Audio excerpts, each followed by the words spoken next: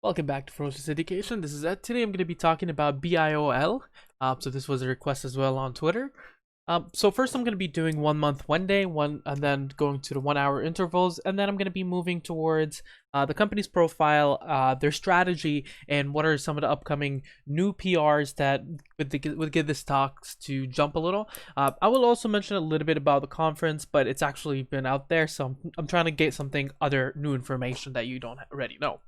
So, 1 month, 1 day, you get to see that the MACD is actually moving on towards positive. It's not yet confirmed that it actually is towards the positive yet, but once it does, that could be a really nice breakout there. What you can have is something where it actually just goes back negative. You want to make sure that doesn't actually happen. In terms of the momentum here, the momentum seems to be quite at a good level. It has been for quite a bit, hitting around 0.03. A negative 0.03. So we need to really carefully look into this. The willing percent R puts it at overbought, which is a little bit of a dangerous situation to be in. The average directional index suggests that there could be a kind of trend forming right now. So you need to look a bit into the 1 hour perspective. The 10 SMA is above the 30 EMA, which is a red flag as well for me. Quickly going on. Oh, by the way, the stock price is also above the below the 50 SMA and the 200 SMA, which doesn't confirm a bull run. Now, the price has been above the VWAP for the last bit of day, so it had a good run, which is good news. You can see the MACD has been positive, a little bit lower in the aftermarket, but I wouldn't give this much mind since the aftermarket really trades with lower trades in there. The willing percent R puts it at overbought, significantly overbought, at least in the last day and not the day before. You get to see the average directional index seems to be a little bit, again, not forming off a trend. I mean, around this period here, this was a strong trend, around 48, going in around 45, and you can see that it actually pulled through. And after that, the reddish trend is a bit more sloppy. You get to see that the volumes here, it hasn't seen much volume since the 8th, but it has seen a little bit more volume on the last day of trading, on Friday. Now, moving in towards trying to identify the moving averages quickly. Just a disclaimer, I did actually trade this before around 0.51 average, and I did sell around 0.53 average. And I did not sell at the 0.60 just because I was out of town at that point. I think it was somewhere around here, 0.60. Looking into the moving average, we get to see the stock is trading on the lower side of the moving average, which is a good thing here to have. Let's just make sure it's 1 month, 1 day. But it could be actually seeing a bit of an upper side in terms of that. Now, going in a little bit towards trying to identify any patterns, nothing really here seems to be very pushy for me where I can easily see it. The stock price is currently trading above the 250 SMA just barely, as that's where it ended in the last trading day. Let's take a quick look into the 1 month, 1 hour to try to identify anything. So 1 month, 1 hour, I get to see right off the bat why it had seen a pullback. So you get to see here, this is one of the patterns that I did mention before. This is a head, there's shoulders.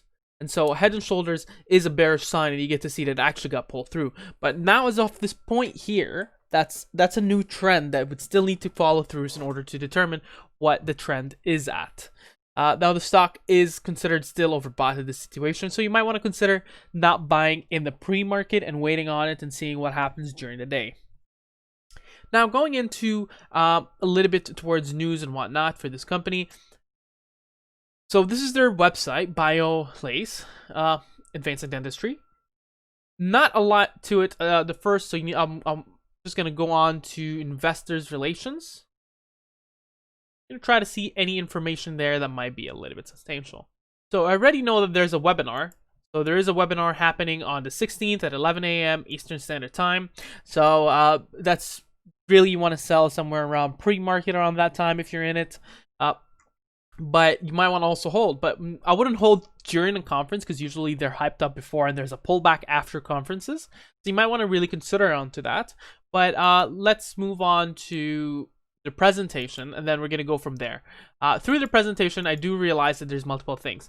So first of all, I'm going to mention there's 2020 initiatives. So first, they want to fill 24 of 27 territories. They are filled. There are only 3 left. Gross margin improvements, expand Waterlase mentoring experience, redefine commercial growth engine, FDA cleared indications, LBR, customer loyalty process, peer-to-peer. This is the most important thing for me. Leverage peer-to-peer on a local and national level through local study clubs, webinars, and podium. And we all know that that's considered good PR when a company has a webinar or whatnot, and usually the price runs on that. You might want to look into this. There is multiple of different webinars and whatnot they've actually kind of considered recently. Not a lot going into the rest of them there. There is a bit of a COVID-19 response kind of in their presentation. Not a big thing going into it, but there was around 10,000 attendees and 3,000 follow-ups. Their kind of strategy for this quarter, from what it looks like as well through the presentation, is multiple webinars featuring top names in dentistry. So that is good PR, and they're playing it nicely.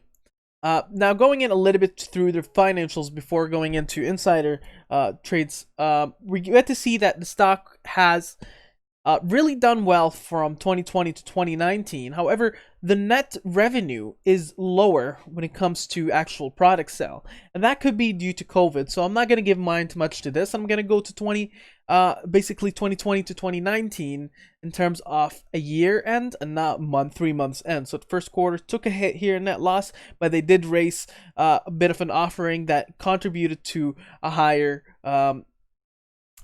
basically revenue here, net. So going in here quickly, let's try to see if they have the actual full out 2019-2020. They do not here, but I do have it somewhere else. I'll just go back to it here in terms of 8K.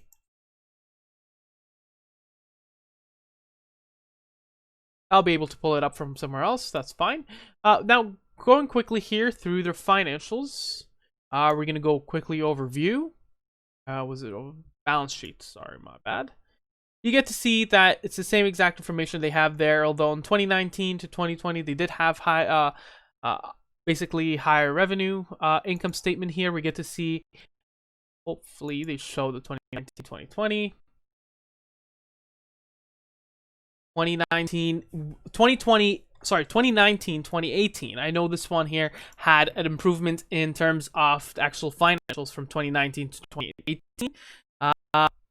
I can go backwards on there, but feel free. This is the information where you'd find it on FY 2019. We can take a quick look at it, but I'll just go back to it at the very end after mentioning a bunch of other stuff. So quickly going on, you're gonna find here a little bit of different news that before. So one of the things that are recently happened was the offering. The offering was quite a bit in early June, and it was at 0.64. It never reached that point, at 0.64 yet. So there was a little bit of, we didn't really reach the offering price. One of the current events that are currently working on is that until next Wednesday, there's a subscription period that ends at 5 p.m. for, well, I'm just going to read it here quickly. Under the proposed rights offering, Biolase will distribute a non-transferable subscription right for each shareholder of common stock and each June 2020 warrants, on as if converted to common stock basis held on the record date. Each subscription right will be entitled holder to purchase 1 unit at a purchase price of $1,000 per unit, consisting of 1 share per the company newly created Series F convertible preferred stocks, which face $1,000 immediately converted shares of Biolase common stock at 0.40 per share, and 2,500 warrants to purchase Biolase common with an exercise of 0.40. So this is not really an offering per se, but it is some kind of basically an accounting trick, for, in my opinion, to sell stock shares at 0.40 at this period without lowering the price as in terms of an offering. It starts on June 29th and it ends on July 15th on 5 p.m. Eastern Standard Time. Now, I did mention here quickly that they do have the terms of financial data from 2019 to 2018. And you get to see that there has been an improvement from 2019 to 2018, just around here. So that's just one thing that I wanted to mention quickly in terms of their revenues. So pre-COVID, they actually were doing really well. Now, insider trading here quickly, you get to see that the stock has a lot of the insiders, well, actually one of them, did sell quite a bit at 0.55. Now, the stock price is around 0.47 sitting at right now, so you might have considered that, well, the stock price is at 0.55, I might want to sell at this price right now and buy it a little bit cheaper. Now, when it comes to actual institutional purchasing, you get to see that there has been quite a bit in the last period. Well, here, let's go quickly to over ownerships and buyers. And you get to, well, hold on, this is, yeah. So you get to see here that there was buy-ins in early June. When it comes to institutional owners, you get to see that there has been around 2.5 million shares on the 18th, 2 million shares bought on the 17th.